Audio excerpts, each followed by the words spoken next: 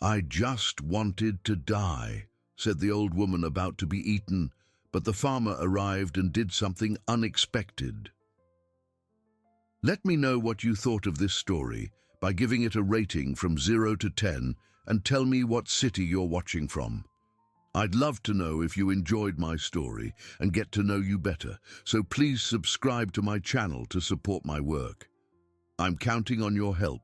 The scream that tore through the muggy afternoon air of Havenwood, Vermont, echoed through the cobblestone streets like a sharp blade.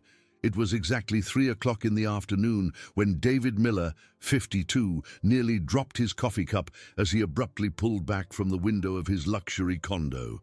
That desperate sound had been repeating for 3 consecutive weeks, always at the same time, always with the same terrifying intensity. The source of the screams was the 2-story yellow colonial house across from the modern building where David lived. The peeling blue windows of the old structure contrasted sharply with the contemporary elegance of his building. He muttered to himself that it must be a kid's tantrum, adjusting his Italian tie with trembling hands. As the owner of Miller Construction, one of the most respected firms in the region, he was used to solving complex engineering and architectural problems, but he preferred to keep his distance from the personal dramas of others, especially after the last 5 years of living alone. Ever since he lost his wife Sarah on that rainy night, he refused to remember. The pain still throbbed like a poorly healed wound whenever he allowed memories of her to invade his meticulously organized mind. Across the street, inside the colonial house that exuded a mixed smell of mold and neglect, Lily Smith cowered in the dark corner of the kitchen. Her 4 years of age were not enough to understand why her aunt, Karen Smith, despised her with such intensity. The 38-year-old woman held a metal spoon she had heated directly in the flame of the wood-burning stove, her eyes red and bloodshot from alcohol, fixed on the girl who trembled before her like a wounded bird. Karen hissed, her voice thick with the cheap whiskey she had been consuming since noon at Tony's bar in the town square, that Lily was a curse in this house. She blamed the girl for her sister Jessica's death, for losing everything good she had in her life. The glowing spoon came down with calculated force on Lily's small, thin arm, leaving another red mark that would join the other scars dotting her fragile arms like a cruel map of suffering. Lily bit her lower lip until she tasted blood to stifle any sound that might escape. She had learned through pain that screams only fueled her aunt's fury, a woman who had worked at Havenwood's town hall for 15 years until she was fired for constant absences caused by the alcoholism that consumed her soul day by day. The girl closed her eyes tightly and tried to mentally transport herself to the fragmented memories of her mother, Jessica Smith. She could still hear distant echoes of her sweet voice singing a specific melody before bed, a folk song about free birds flying over the Green Mountains. It was all she had left of her now, precious fragments of memories and a persistent melody that echoed in her mind during the most painful moments. Karen grunted for her to stop whimpering like an animal, putting the spoon away in the old wooden cabinet as if it were the most natural gesture in the world. She ordered Lily to her room immediately, not wanting to see her face until the next morning, and threatened a punishment she had never experienced before if she found the walls dirtied again with her filthy charcoal drawings. Lily ran through the dark corridors to the small room at the back of the house, a stuffy, claustrophobic space containing only an old bed with a sunken mattress and a wooden crucifix nailed to the peeling wall. There, she curled up in the thin, torn sheet, beginning to hum her mother's song softly, the only source of comfort she still possessed in that hostile world. What Lily didn't know was that, across the street, someone had finally paid attention to that familiar melody. David abruptly stopped reviewing construction contracts when the faint but distinctly recognizable sound reached his ears through the partially open window. He knew that song perfectly. Sarah used to sing it while making breakfast on Sundays, a traditional New England folk song about free birds flying over the mountains. But where exactly was that childish voice coming from? He approached the window again with cautious steps, his eyes methodically scanning the deteriorated facade of the colonial house. One of the back windows was slightly ajar, and from it emanated that tiny, trembling but persistent voice, carrying a sadness that pierced the air like a needle. For the first time in 3 weeks of daily screams, David felt something different from the simple irritation he used to experience. There was something in that fragile voice that touched a sensitive chord buried deep in his chest. Something that awakened responsibilities long buried under thick layers of obsessive work and voluntary emotional isolation. In the house next to the Colonial, Margaret Johnson, a 61-year-old retired teacher, was carefully watering her colorful begonias when she heard the girl's melancholic song crossing the low fence that separated the yards. Unlike David, she could no longer ignore the disturbing signs she had observed in recent weeks. During her 40 years dedicated to elementary education, she had developed a keen sixth sense for detecting children in situations of suffering. And that small, broken voice carried a pain that made her experienced heart ache with anguish. Margaret thought about how strange the situation was, discreetly observing the closed windows of the Smith house, a family she had known for over 2 decades.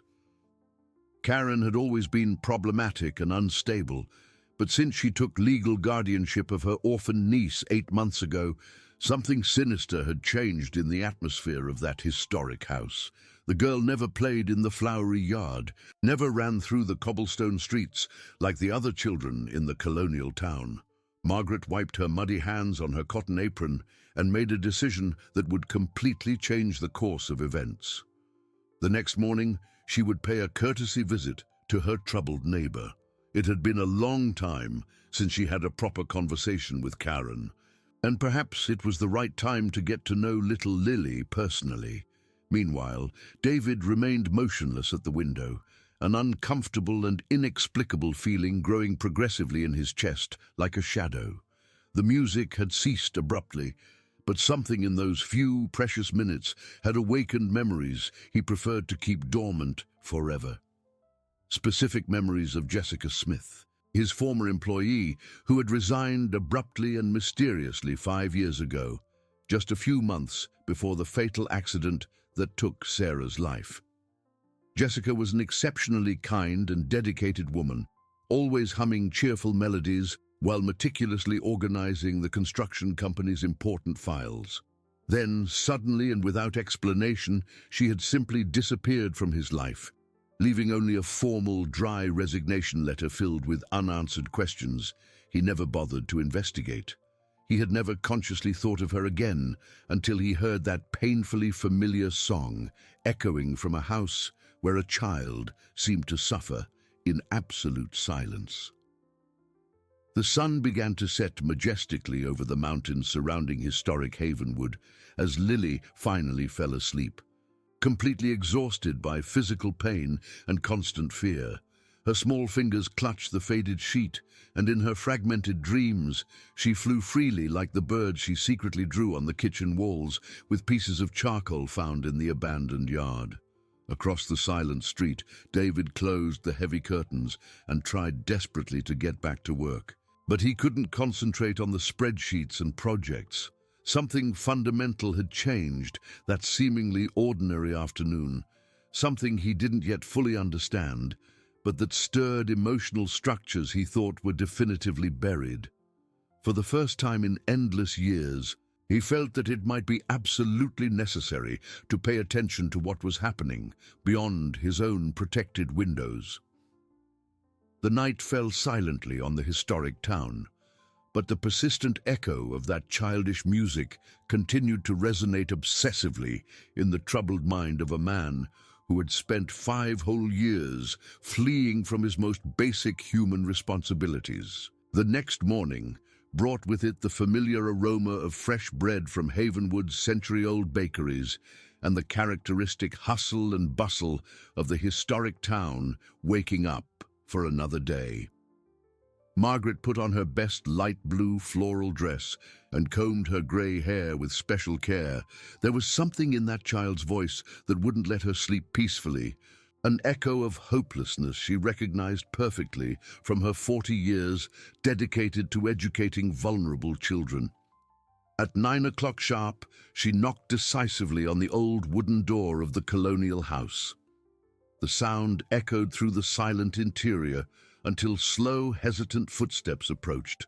Karen opened the door with a visibly swollen face and eyes as red as embers, clearly suffering the devastating effects of the previous night's drinking at Tony's bar.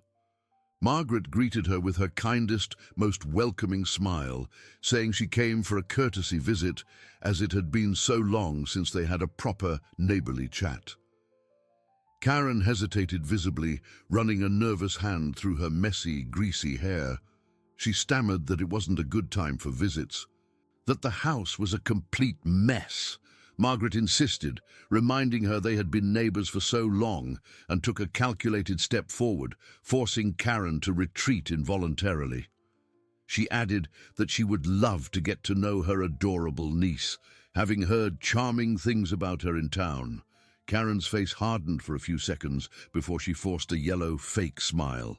She claimed Lily was seriously ill that day, with a high fever and vomiting, and it was best not to get close to avoid contamination. At that precise moment, a soft, distinct noise came from the direction of the kitchen, the unmistakable sound of something small being dragged carefully across the wooden floor. Margaret sharpened all her senses, immediately recognizing the sound pattern of a child trying to move as quietly as possible. The teacher insisted she might be able to help, mentioning her vast experience with sick children from raising 3 of her own and caring for hundreds of students. Karen replied too quickly that there was no need to bother, physically blocking the entrance with her thin body. She lied that she had already consulted the town doctor the previous afternoon, who said it was just a bad flu that would pass soon. Margaret carefully observed Karen's extremely nervous hands, the deliberate way she avoided any direct eye contact, and especially the penetrating smell of cheap alcohol emanating from her even so early in the morning. All the warning signs she had learned to recognize and interpret during decades of dealing with troubled families were glaringly present. Across the paved street, David watched the entire scene meticulously from his panoramic window while having breakfast prepared by his housekeeper. He had woken up 2 hours earlier than usual, completely disturbed by confusing and distressing dreams, where a child's voice mixed chaotically with fragmented memories of Jessica humming while she worked. When he saw Margaret standing insistently at the door of the colonial house, a strange and inexplicable curiosity began to form in his analytical mind. There was something deeply unsettling about the interaction he could partially observe from a distance. The teacher finally said goodbye to Karen after a tense conversation, but not before casting an investigative and penetrating glance into the dark interior of the deteriorated house. Something profoundly disturbing was happening there, and all her professional experience screamed that a child was suffering systematically just a few feet away. As she walked thoughtfully back to her cozy home, Margaret decided she needed to find a different strategy to verify her increasingly substantiated suspicions about Lily's well-being. Inside the colonial house that smelled of sadness and neglect, Karen locked the door with exaggerated force and went directly to the dark kitchen, where she found Lily crouched behind the decaying wooden table, desperately trying to hide like a frightened animal. The girl had tried to reach a simple glass of water from the high sink, but her limited height didn't allow it, resulting in a noisy, overturned old chair. Karen snarled, her irritation multiplied by a severe hangover and the unexpected visit from her nosy neighbor, asking if she hadn't specifically ordered her to stay locked in her room. Lily murmured with her tiny voice that she was very thirsty, keeping her big, frightened eyes fixed on the cracked wooden floor. Thirsty? Karen laughed with a cutting bitterness that chilled the blood. She told Lily if she wanted water, she could go get it directly from the dirty yard. And since she loved making noise and drawing attention so much, she could stay outside under the sun until Karen decided when she could come back in. Lily obediently went out to the small backyard, a space enclosed by high brick walls and dominated by a single, ancient, gnarled mango tree. There, she sat directly on the red earth and began to draw compulsively with a piece of charcoal she had found near the obsolete wood-burning stove. They were always birds, small, large, some flying majestically, others perched on imaginary branches. Each black stroke represented her desperate dream of freedom, of flying far, far away from that house where pain was her only truly constant companion. The hours dragged on with torturous slowness. Karen had deliberately locked the back door, leaving Lily completely alone in the yard under the scorching midday sun of a Vermont summer. The girl began to feel progressively dizzy, but she knew from painful experience that knocking on the door would only result in even more severe punishments. So, as she always did, when the pain became unbearable, she began to sing her mother's sacred song softly, allowing the melody to become her only genuine source of comfort in that hostile world. It was exactly this recognizable melody that reached David's attentive ears again. This time, he couldn't feign indifference. There was something painfully familiar in that fragile voice, in that specific song that cut through the air like a blade of nostalgia. He instinctively picked up his modern cell phone and, almost without conscious thought, began to record the scene. He couldn't rationally explain why, but a deep, inexplicable instinct told him he might need that sound evidence in the near future. As he recorded discreetly, scattered fragments of memories began to methodically fit together in his mind like pieces of a complex puzzle. Jessica used to hum that exact same traditional song while organizing important files in his office. Jessica, who had been an absolutely exemplary and dedicated employee until she abruptly and mysteriously disappeared from the company. Jessica, who always spoke with genuine tenderness about her little daughter, a girl named... David murmured the name aloud. Lily, the cell phone visibly trembling in his sweaty hands. Jessica's beloved daughter was named exactly Lily. The brutal realization hit him like a devastating punch to the stomach. The child who was suffering systematically in the house across the street was the daughter of his former employee, the kind, hard-working woman who had dedicated 3 precious years of her professional life to him before simply vanishing without adequate explanation. How had he been so blind and insensitive not to make this obvious connection before? David put the phone away with trembling hands and began to pace nervously in his luxurious apartment, trying to process the magnitude of the discovery. He vaguely remembered Jessica mentioning serious family problems, a troubled sister with whom she didn't have a good relationship, and growing financial difficulties that constantly worried her. But he had been completely absorbed in his own personal problems at the time, the increasingly intense marital conflicts with Sarah, the financial pressures of the expanding company, and hadn't paid the proper human attention to the needs of his dedicated employee. Now, 5 years after that emotional neglect, Jessica's innocent daughter was literally across the street, and from the disturbing sounds coming from that deteriorated house daily, she was definitely not in a safe or healthy situation. The overwhelming guilt David obsessively carried for the tragic loss of his wife multiplied exponentially, now including a deep regret for not offering help to Jessica when she clearly needed support during a difficult phase of her life. At 3 o'clock in the afternoon, punctual as a sinister clock, the desperate screams began again with terrifying intensity. This time, David did not cowardly turn away from the window. He watched with growing, nauseating horror as through the partially visible kitchen window of the colonial house, he could distinguish a female silhouette moving aggressively and violently. He picked up his cell phone again with renewed determination and began recording with full focus, this time documenting evidence that could be crucial. What he managed to capture through the digital screen left him completely sickened and outraged. Karen was holding something metallic in her hands.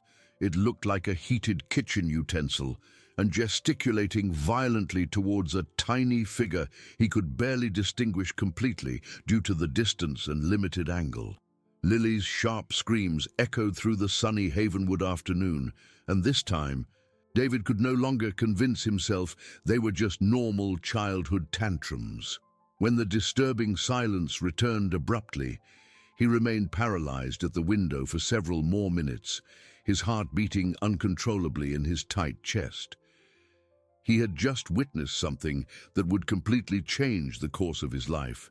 The question that now tormented him was simple but terrifying. What exactly would he do with this devastating information he possessed? 3 days passed since David discovered the child's true identity, and guilt consumed him progressively like a slow, relentless fire. During those torturous days, he had systematically documented every episode of violence, always at 3 in the afternoon, always with the same methodical and calculated brutality. His growing collection of videos and audio recordings accumulated on his cell phone, but his courage to take concrete action remained completely paralyzed by the same emotional inertia that had dominated him since the fateful night he lost Sarah.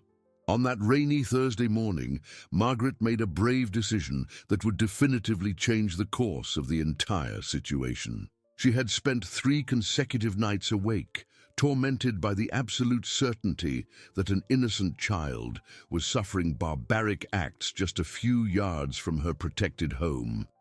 Her 4 decades dedicated to early childhood education had taught her to recognize all the disturbing signs, and every one of them was glaringly present in the abandoned colonial house of the Smiths. She decided to approach the situation in a completely different way.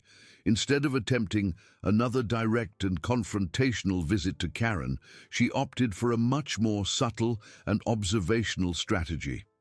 At 7 in the morning, she positioned herself strategically in the side yard of her house, the exact spot that offered the best panoramic view of the neighboring colonial house's backyard. What she witnessed left her completely horrified and outraged. Lily was sitting alone under the gnarled mango tree, wearing only a torn yellow t-shirt and faded underwear.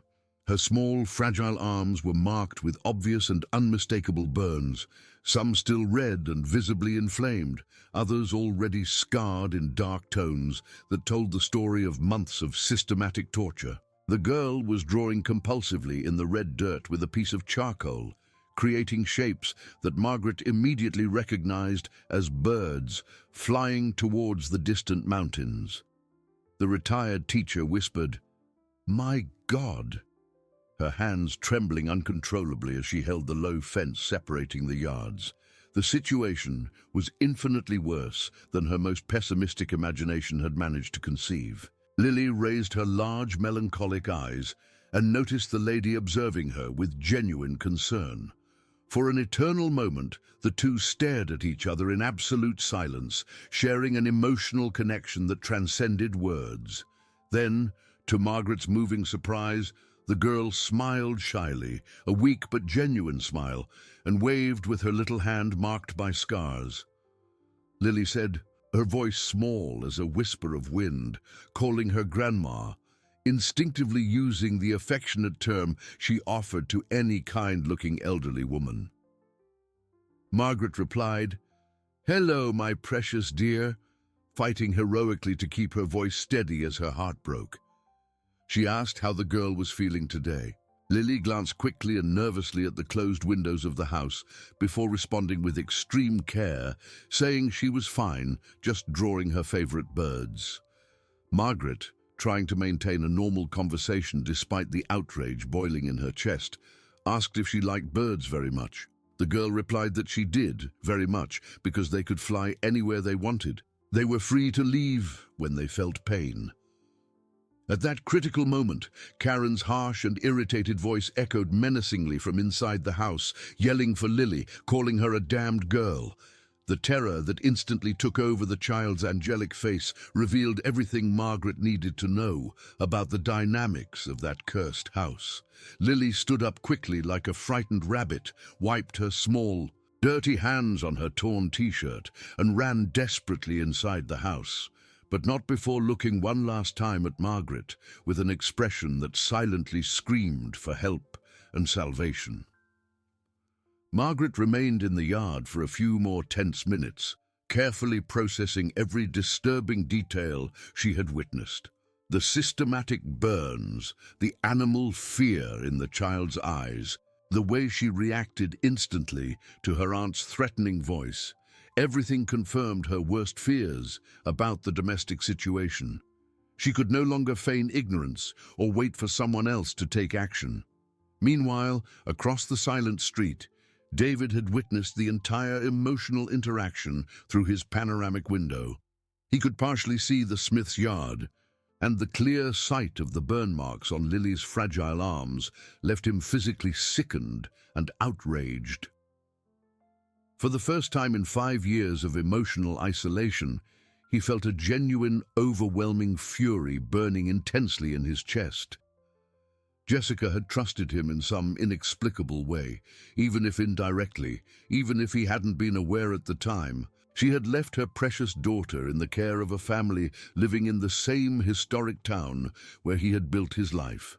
And now this innocent child was being systematically tortured while he watched passively from his comfortable window, completely paralyzed by the same emotional cowardice that had defined him for years. At 11 in the morning, Margaret made the bravest decision of her retired life. She put on her most respectable professional attire, picked up a tray of homemade cookies she had baked during the night as a social pretext, and headed once more to the colonial house. This time, she was absolutely determined not to accept any refusal as a final answer. Karen answered the door with extreme reluctance. Clearly annoyed by her meddlesome neighbor's inconvenient persistence, she started to say it wasn't a good time for visits. Margaret interrupted with a firmness that accepted no argument, saying she had brought some cookies she made especially, and that she absolutely insisted on getting to know little Lily better. As neighbors of so many years, she stated, it was their moral duty to support each other. Before Karen could formulate any further protest, Margaret had already entered the house with determination, using all the natural authority that decades of commanding a classroom had given her. The interior of the colonial house was dark and oppressive, exuding a nauseating smell of mold mixed with cheap alcohol and neglect. Old, poorly maintained furniture occupied the main room in disarray, and there was a heavy, suffocating atmosphere that made the very air difficult to breathe comfortably.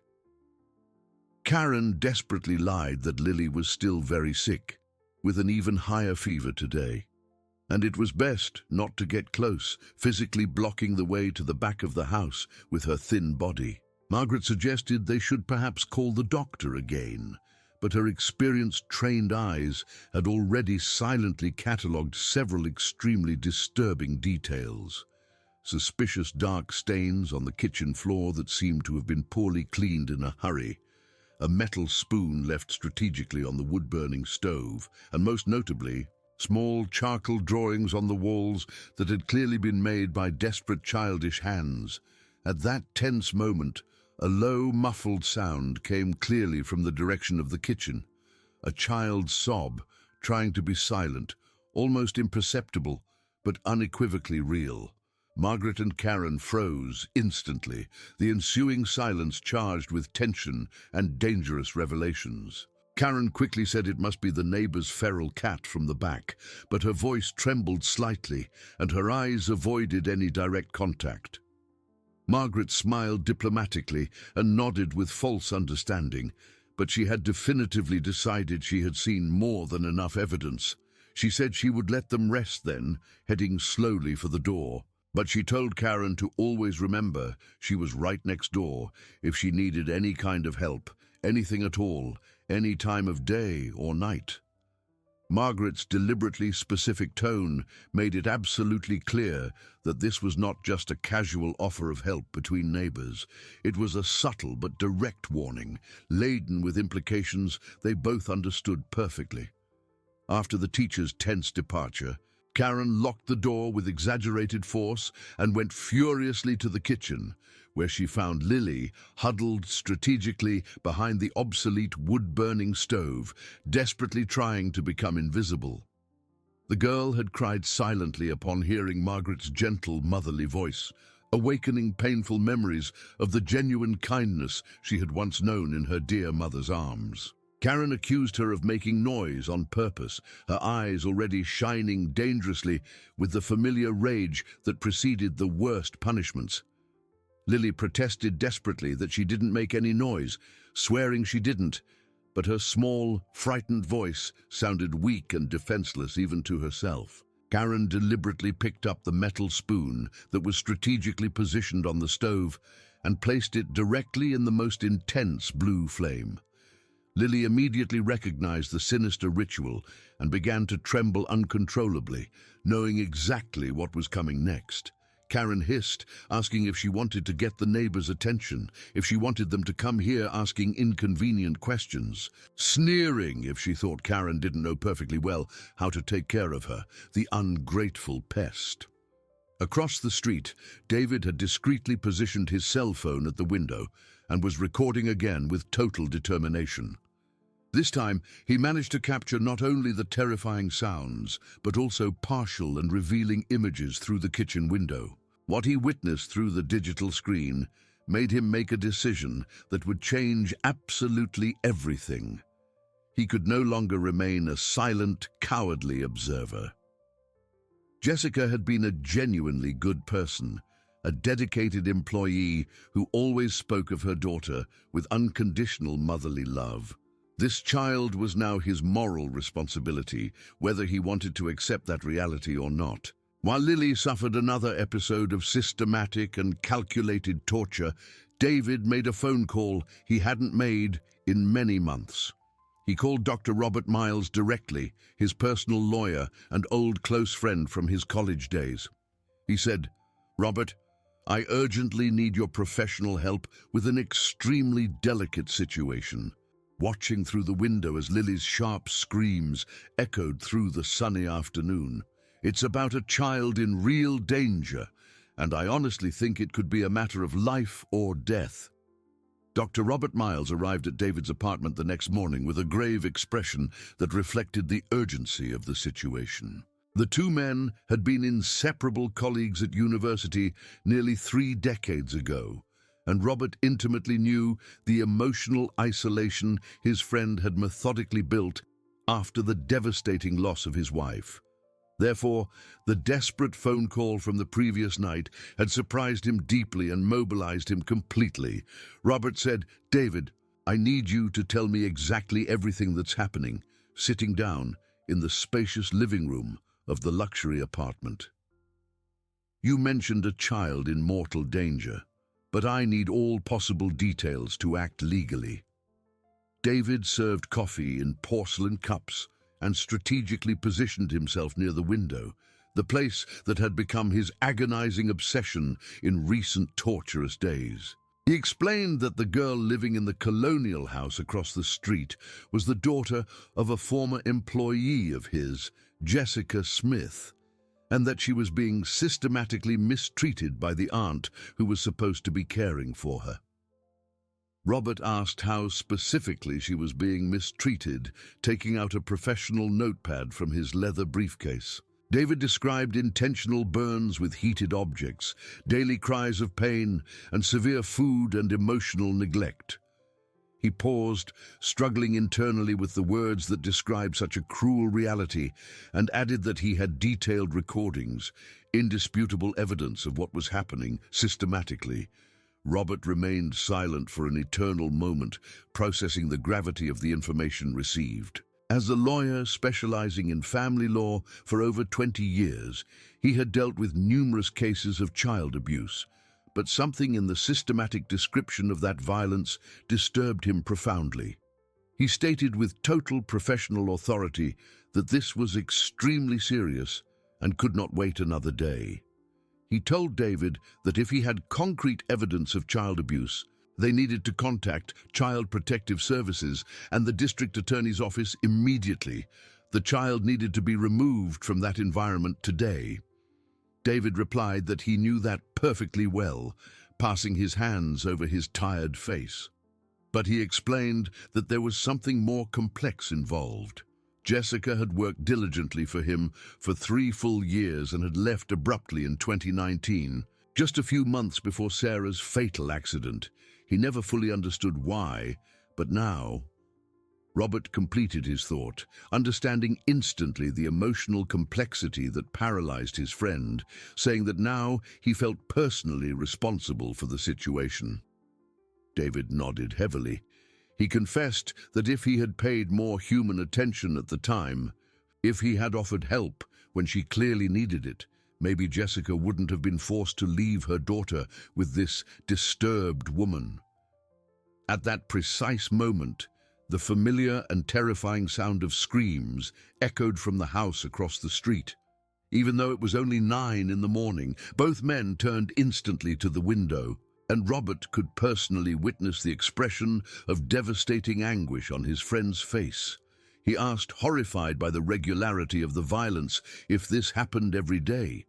David replied that it was always at 3 in the afternoon, but sometimes at other random times too, picking up his cell phone with determined hands and asking if he wanted to see the evidence he'd collected. Robert watched the videos in growing, disturbed silence, his face paling progressively with each documented scene.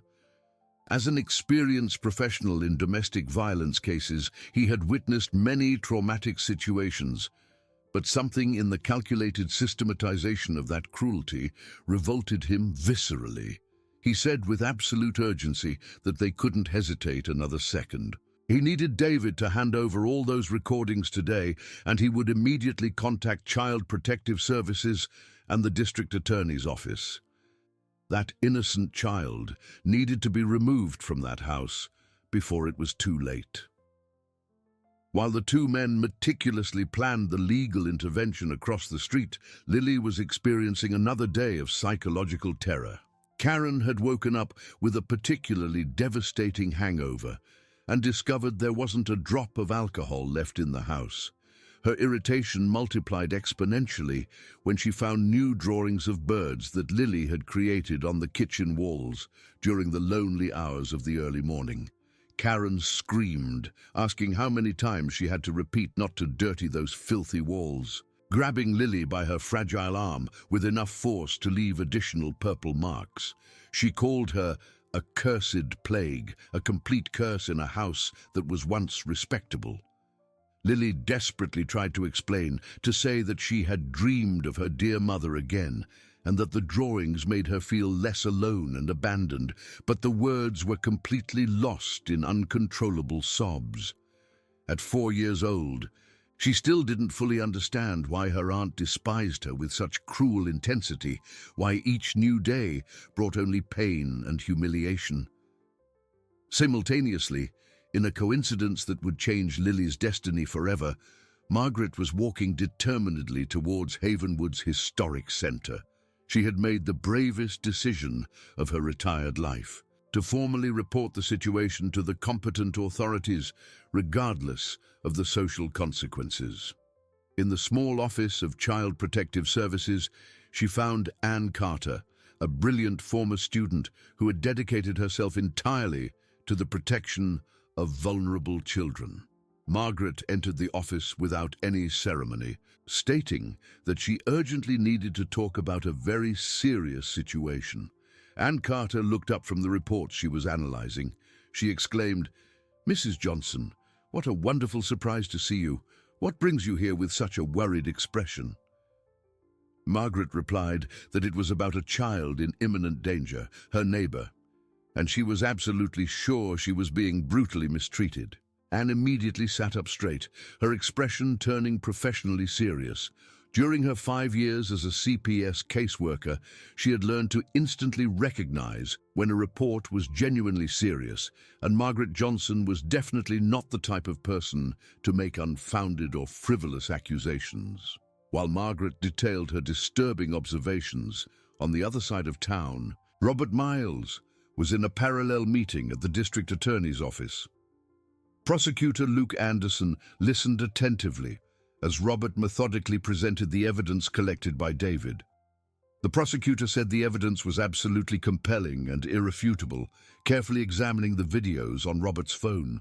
He declared he would order an immediate investigation and request the child's emergency removal from the family environment, stating that it couldn't wait even a few more hours. By an extraordinary coincidence, that would completely change Lily's destiny.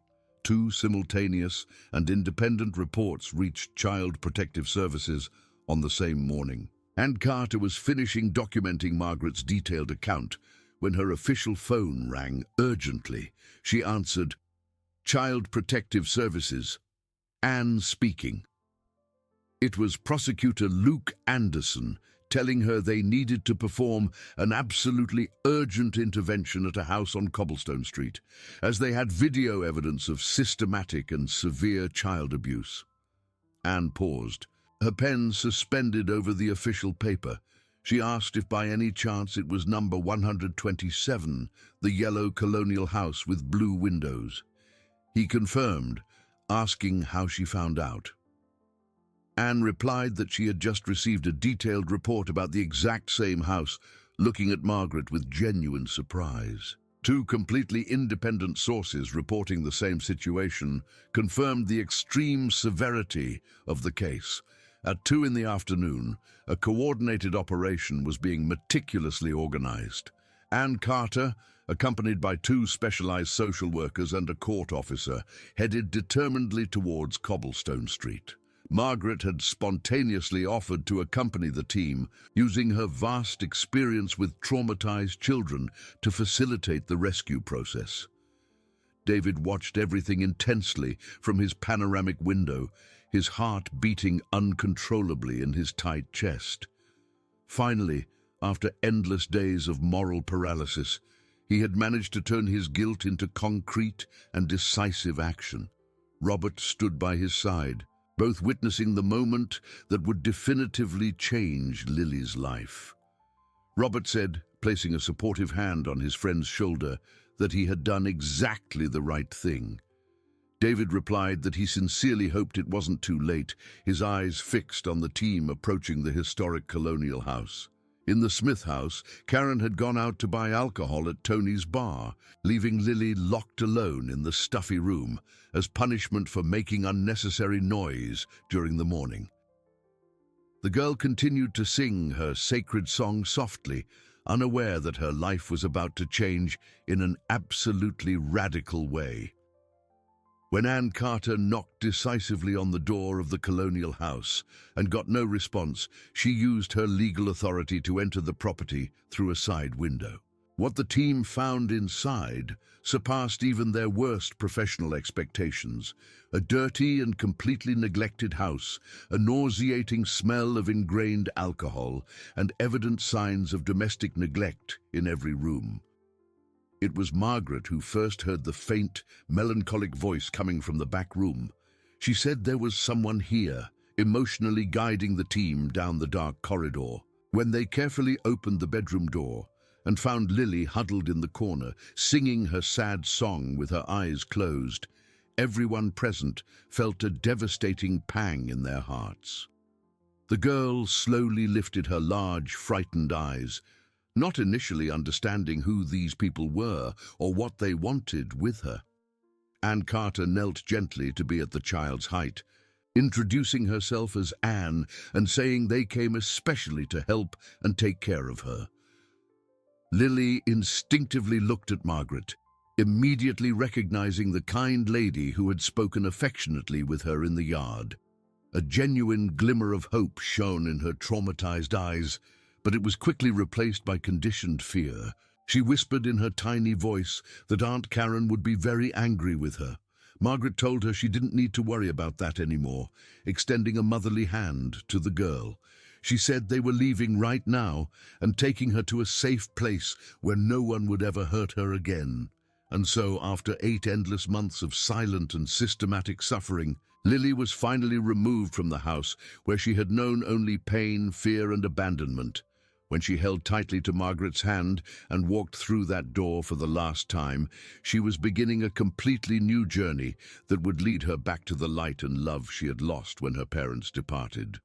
Across the street, David watched the scene with tears in his eyes, feeling for the first time in 5 years that he had done something truly significant.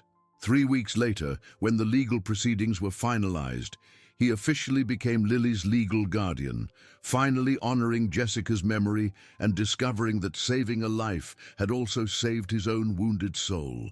In the cozy home that David prepared especially for her, Lily began to smile genuinely again, to draw colorful birds on paper instead of with charcoal on the walls, and above all, to believe that she deserved to be loved and protected.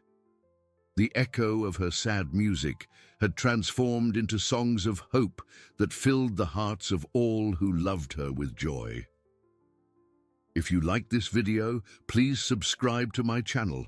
I promise to bring you videos every day that will make your life happier.